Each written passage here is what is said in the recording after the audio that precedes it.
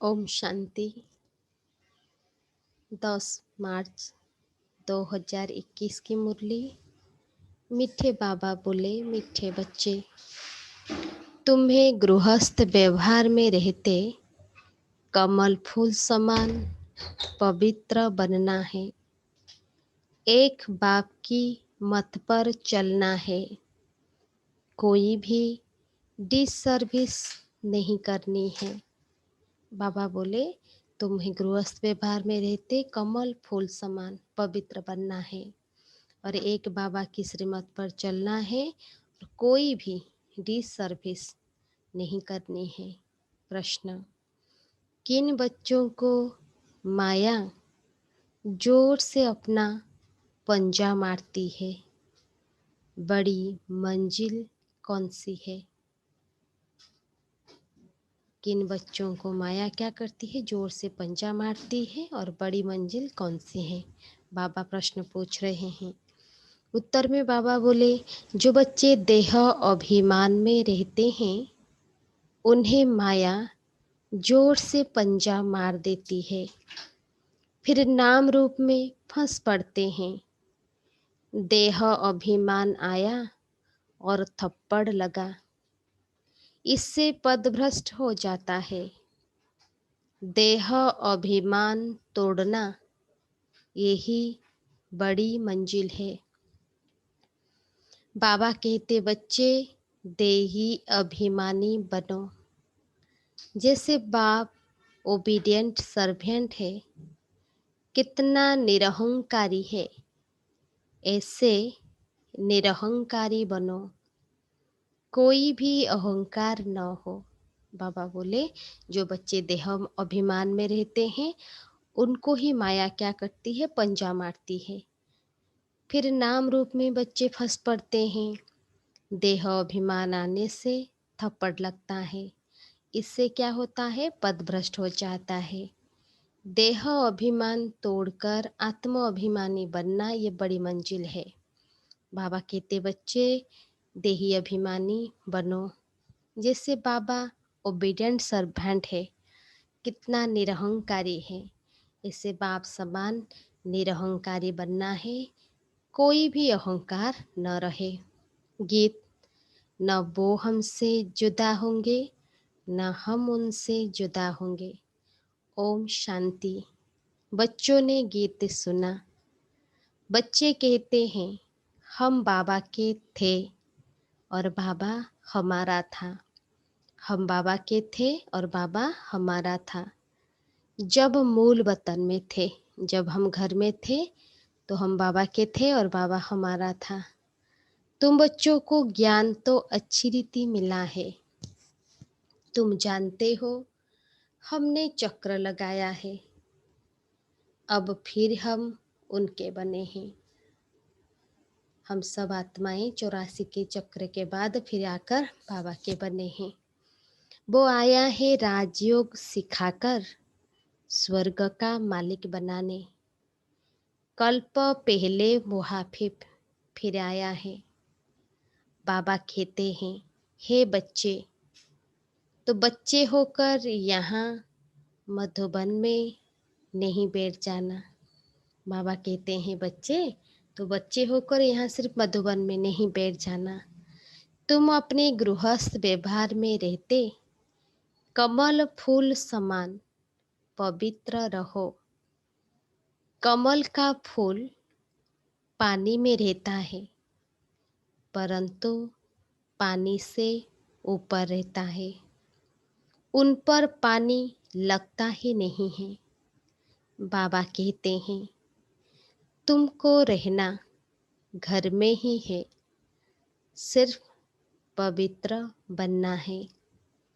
यह तुम्हारा बहुत जन्मों के अंत का जन्म है। यह हम सभी का बहुत जन्मों का अंत का जन्म है।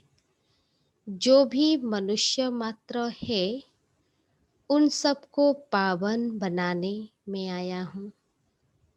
बाबा बोले, सभी मनुष्यों को पावन बनाने के लिए मैं आया हूँ। पतित पावन सर्व का सद्गति दाता एक ही है। उनके सिवाय पावन कोई बना नहीं सकता। तुम जानते हो, आधा कल्प से हम सीढ़ी उतरते आए हैं।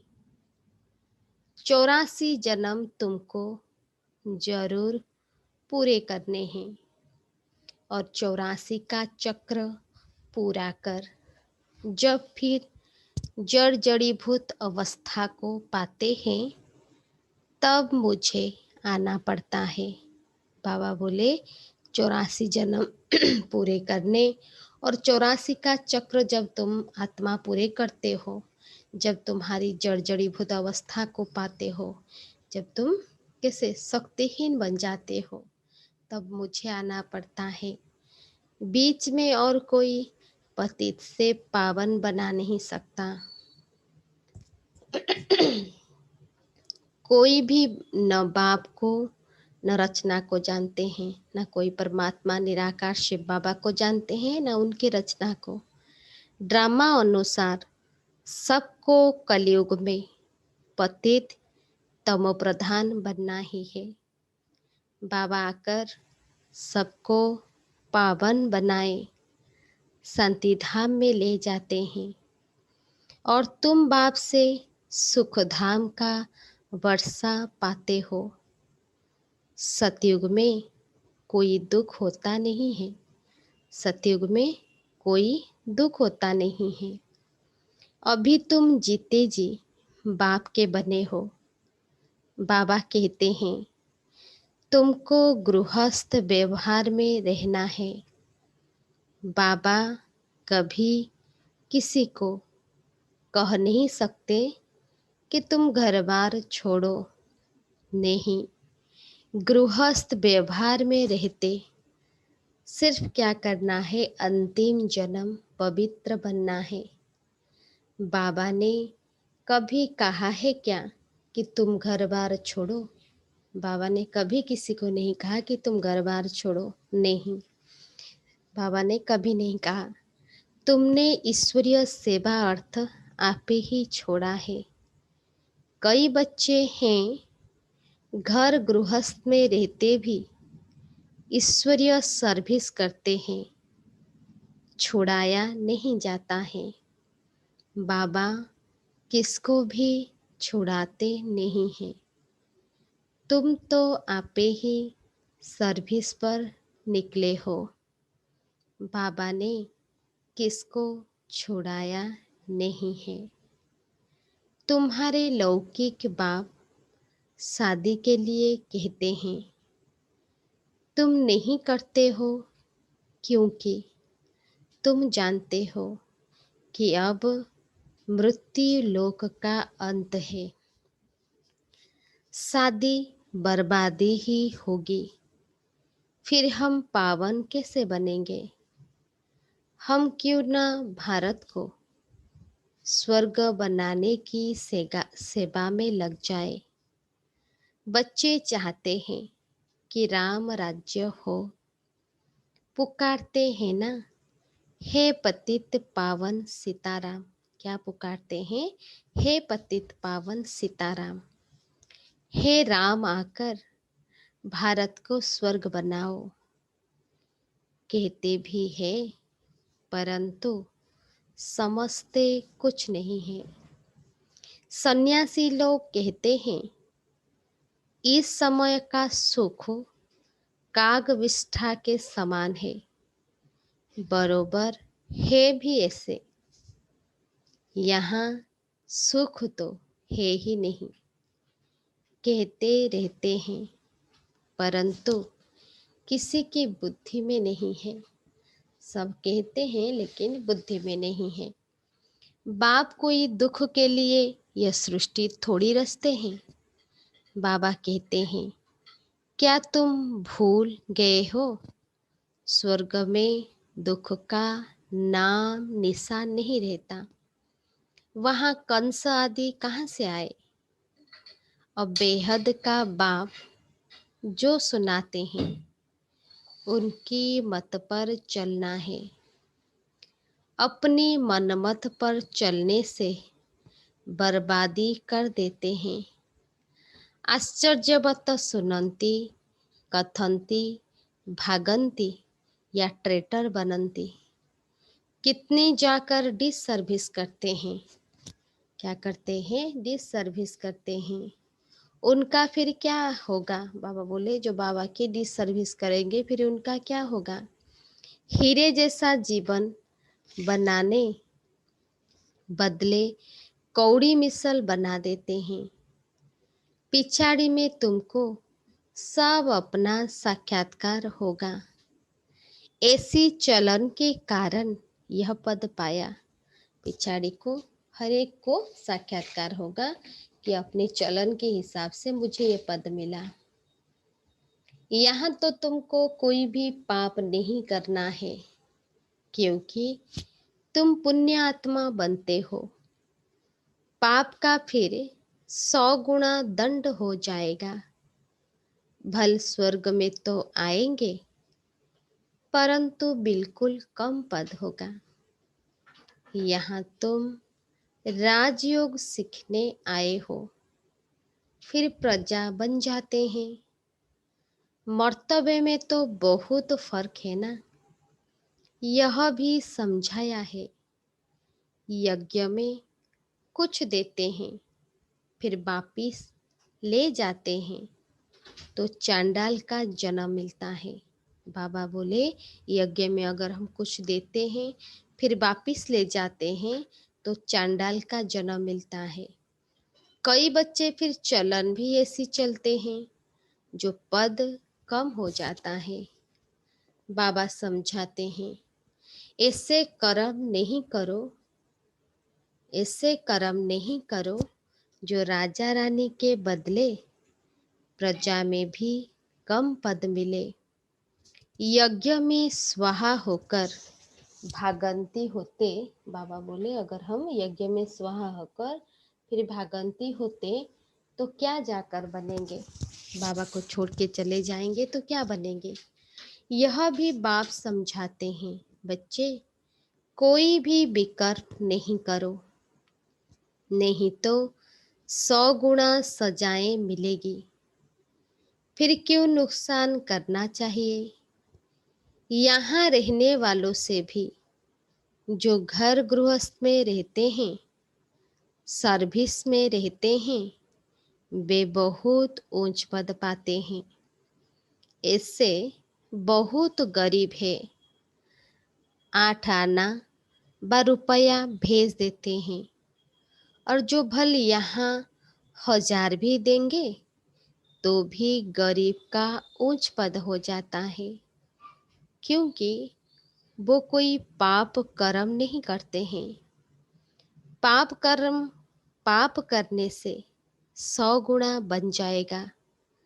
तुमको पुण्य आत्मा बन सबको सुख देना है। दुख दिया तो फिर ट्रिब्यूनल बैठती है। बाबा बोले पुण्य आत्मा बनकर सभी को सुख देना है। अगर किसी को दुख दिया तो क्या होगी? ट्रिब्यूनल बैठती है। साक्षात्कार होता है कि तुमने यह यह किया, अब खाओ सजा। सजा देने से पहले साक्षात्कार होगा, खाने से पहले। पद भी भ्रष्ट हो जाएगा। सुनते भी रहते हैं, फिर भी कई बच्चे उल्टी चलन चलते रहते हैं। बाबा कहते हैं हमेशा खीरखंड होकर रहो। अगर लून पानी होकर रहते हैं तो बहुत डिसर्विस करते हैं। कोई के नाम रूप में फंस पड़ते हैं तो यह भी बहुत पाप हो जाता है। माया जैसे एक चूहा है। माया क्या है? चूहा है। फूंक भी देती, काटती भी रहती, खून भी निकल आता, लेकिन क्या होता पता भी नहीं पड़ता। माया भी ब्लड निकाल देती है। ऐसे कर्म करवा देती जो पता भी नहीं पड़ता। 5 विकार एकदम सिर मोड़ लेते हैं। बाबा सावधानी तो देंगे ना। ऐसा न हो जो फिर ट्रिब्यूनल के सामने कहे कि हमको सावधान थोड़ी किया। बाबा बोले कि ऐसा न हो, जब लास्ट में साक्षात्कार हो, कि ऐसा हम न कहे कि हमको थोड़ी सावधान किया। तुम जानते हो ईश्वर पढ़ाते हैं, खुद कितना निरहंकारी है। कहते हैं हम ओबीडियंट सर्वेंट है। कोई कोई बच्चों में कितना अहंकार रहता है, बाबा का बनकर फिर ऐसे ऐसे कर्म करते हैं जो बात मत पूछो। इससे तो जो बाहर गृहस्थ व्यवहार में रहते हैं वो बहुत ऊंच चले जाते हैं। देह अभिमान आते ही माया जोर से पंजा मार देती है। देह अभिमान तोड़ना बड़ी मंजिल है। देह अभिमान आया और थप्पड़ लगा। देह अभिमान आया तो क्या होता है, थप्पड़ लगता है। तो देह अभिमान में आना ही क्यों चाहिए? जो पद भ्रष्ट हो जाए देह अभिमान में क्यों आना चाहिए, जो खुद का ही पद भ्रष्ट हो जाए। ऐसा न हो वहां जाकर झाड़ू लगाना पड़े। अब अगर बाबा से कोई पूछे तो बाबा बता सकते हैं, खुद भी समझ सकते हैं कि मैं कितनी सेवा करता हूँ, हमने कितनों को सुख दिया है। बाबा मम्मा सबको सुख देते हैं, कितना खुश होते हैं। बाबा बॉम्बे में कितनी ज्ञान की डांस करते थे, चात्रक बहुत थे ना। बाबा कहते हैं बहुत चात्रक के सामने ज्ञान की डांस करता हूँ तो अच्छी अच्छी पॉइंट्स निकलती है, चात्रक खींचते हैं। तुमको भी ऐसा बनना है तब तो फॉलो करेंगे, श्रीमत पर चलना है। अपनी मत पर चलकर बदनामी कर देते हैं तो बहुत नुकसान हो पड़ता है। अभी बाप तुमको समझदार बनाते हैं। भारत स्वर्ग था ना, अब ऐसा कोई थोड़ी समझता है। भारत जैसा पावन कोई देश नहीं।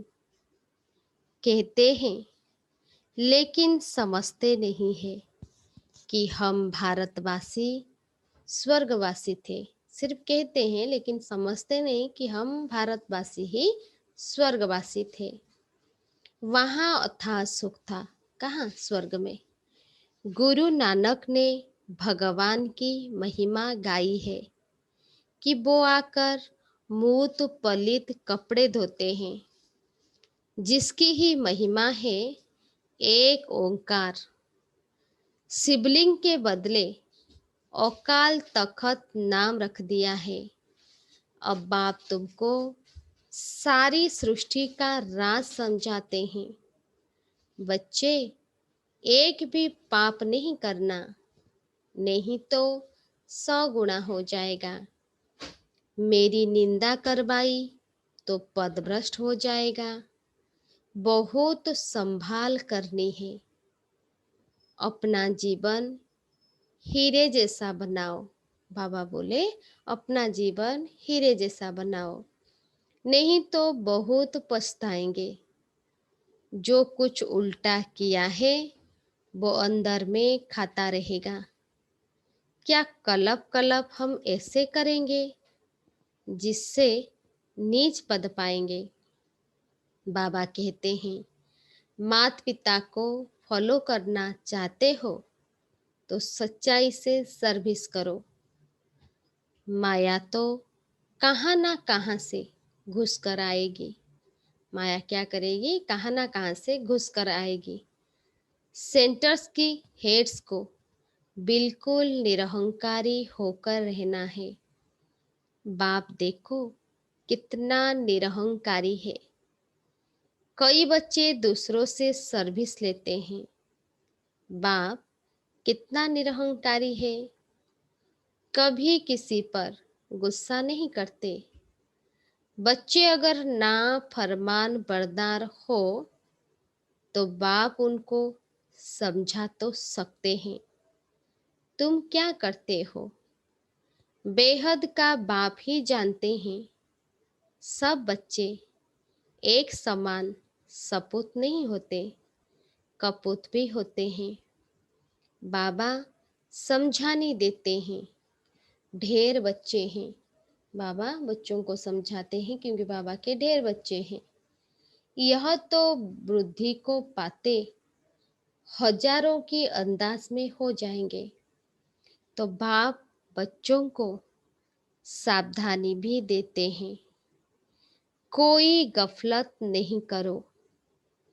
यहाँ पतित से पावन बनने आए हो।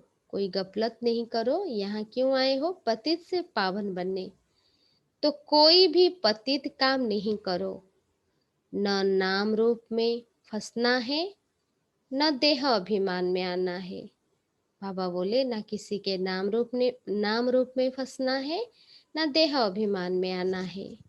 देही अभिमानी हो, बाप को याद करते रहो, श्रीमत पर चलते रहो। माया बड़ी प्रबल है। बाबा सब कुछ समझा देते हैं। अच्छा मीठे मीठे सिक्के लद्धे बच्चों प्रति माता पिता बाप दादा का याद प्यार और गुड मॉर्निंग। रूहानी बाप की रूहानी बच्चों को नमस्ते। हम सब रूहानी बच्चों की रूहानी बाप दादा को भी याद प्यार नमस्ते नमस्ते नमस्ते, गुड मॉर्निंग। धारणा के लिए मुख्य सार। फर्स्ट पॉइंट, बाप समान निरहंकारी बनना है। किसी से सेवा नहीं लेनी है। किसी को दुख नहीं देना है। ऐसा कोई पाप कर्म न हो जिसकी सजा खानी पड़े। आपस में खीरखंड होकर रहना है। बाबा बोले बाप समान निरहंकारी बनना है। किसी से सेवा नहीं लेनी और किसी को दुख नहीं देना है। ऐसा कोई भी पाप कर्म न हो जिसकी सजा खानी पड़े और हम सबको आपस में खीरखंड होकर रहना है। सेकेंड पॉइंट, एक बाप की श्रीमत पर चलना है, अपनी मनमत पर नहीं। बाबा बोले श्रीमत हम सभी को एक बाप की श्रीमत पर चलना है, मनमत में नहीं। आज का वरदान, दिव्य बुद्धि के विमान द्वारा विश्व की देखरेख करने वाले मास्टर रचयिता भव। दिव्य बुद्धि के विमान द्वारा विश्व की देखरेख करने वाले मास्टर, बाबा बोले मास्टर रचयिता भव। विस्तार में बाबा बोले जिसकी बुद्धि जितनी दिव्य है, दिव्यता के आधार पर उतनी स्पीड तेज है। तो दिव्य बुद्धि के विमान द्वारा एक सेकेंड में स्पष्ट रूप से विश्व परिक्रमा कर सर्व आत्माओं की देखरेख करो, उन्हें संतुष्ट करो। जितना आप चक्रवर्ती बनकर चक्र लगाएंगे उतना चारों ओर का आवाज निकलेगा कि हम लोगों ने ज्योति देखी, चलते हुए फरिश्ते देखे। इसके लिए स्वयं कल्याणकारी के साथ विश्व कल्याणी मास्टर रचता बनो। बाबा बोले जिनकी बुद्धि जितनी दिव्य है, दिव्यता के आधार पर ही उतनी स्पीड स्पीड तेज है। तो दिव्य बुद्धि के विमान द्वारा, अगर बुद्धि क्या है, हम सभी का विमान है, तो दिव्य बुद्धि के विमान द्वारा 1 सेकेंड में स्पष्ट रूप से विश्व परिक्रमा कर सर्व आत्माओं की देखरेख करो, उन्हें संतुष्ट करो। जितना आप चक्रवर्ती बनकर चक्र लगाएंगे, उतना चारों ओर का आवाज निकलेगा कि हम लोगों ने ज्योति देखी, चलते हुए फरिश्ते देखे, उनको अनुभव होगा। इसके लिए स्वयं कल्याणकारी के साथ विश्व कल्याणकारी मास्टर रचता बनो।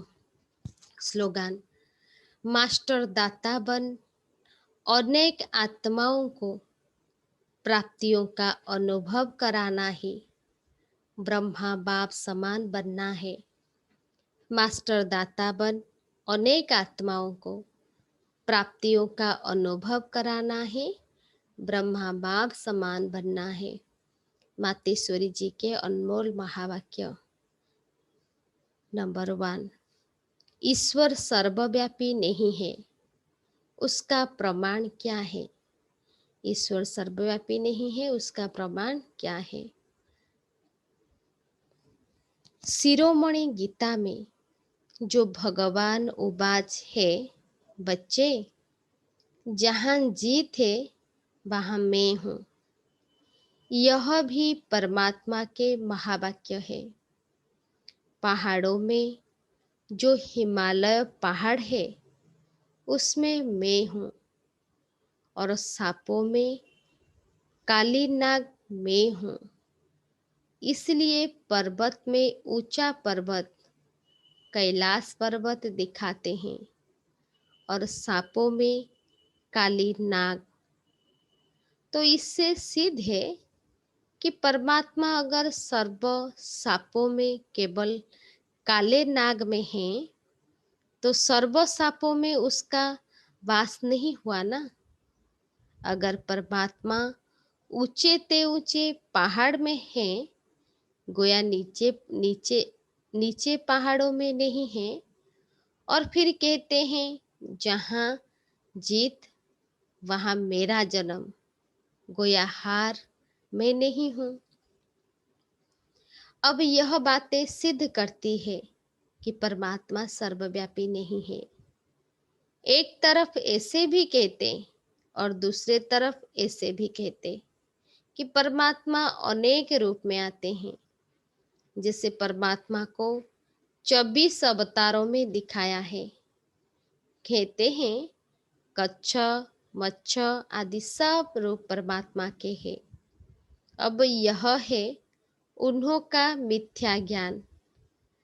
ऐसे ही परमात्मा को सर्वत्र समझ बैठे हैं, जबकि इस समय कलयुग में सर्वत्र माया ही व्यापक है, तो परमात्मा व्यापक कैसे ठहरा? गीता में भी कहते हैं कि मैं फिर माया में व्यापक नहीं हूँ। इससे सिद्ध है कि परमात्मा सर्वत्र नहीं है। गीता में क्या क्या लिख दिया है उसका अर्थ मम्मा समझाते हैं, और परमात्मा कैसे सर्वव्यापक नहीं है। सेकेंड पॉइंट, निराकारी दुनिया आत्मा और परमात्मा के रहने का स्थान है। अब यह तो हम जानते हैं कि जब हम निराकारी दुनिया कहते हैं, तो निराकार का अर्थ यह नहीं कि उनका कोई आकार नहीं। जैसे हम निराकारी दुनिया कहते हैं, तो इसका मतलब है जरूर कोई दुनिया है, परंतु उसका स्थूल सृष्टि मुहाफिफ आकार नहीं है। ऐसे परमात्मा निराकार है, लेकिन उनका अपना सूक्ष्म रूप अवश्य है। तो हम आत्मा और परमात्मा का धाम निराकारी दुनिया है। तो जब हम दुनिया अक्षर कहते हैं तो इससे सिद्ध है वो दुनिया है और वहाँ रहता है, तभी तो दुनिया नाम पड़ा है। अब दुनिया भी लोग तो समझते हैं, परमात्मा का रूप भी अखंड ज्योति तत्व है। वो हुआ परमात्मा के रहने का ठिकाना, जिसको रिटायर्ड होम कहते हैं। तो हम परमात्मा के घर को परमात्मा नहीं कह सकते।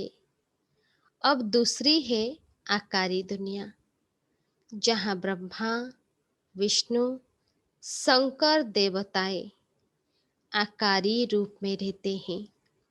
और यह है साकारी दुनिया। तीनों लोक के बारे में समझा रहे हैं, जिनके दो भाग हैं।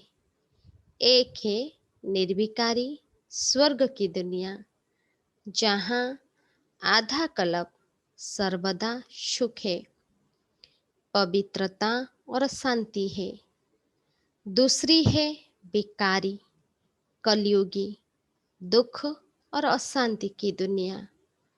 अब वो दो दुनियाएं क्यों कहते हैं? बाबा बोले, अब वो दो दुनियाएं क्यों कहते हैं? क्योंकि यह जो मनुष्य कहते हैं स्वर्ग और नर्क दोनों परमात्मा की रची हुई दुनिया है। इस पर परमात्मा के महावाक्य है, बच्चे मैंने कोई दुख की दुनिया नहीं रची है, जो मैंने दुनिया रची है वो सुख की रची है। अब यह जो दुख और अशांति की दुनिया है वो मनुष्य आत्माएं अपने आप को और मुझ परमात्मा को भूलने के कारण यह हिसाब किताब भोग रहे हैं। बाकी ऐसे नहीं, जिस समय सुख और पुण्य की दुनिया है वहाँ कोई सृष्टि नहीं चलती।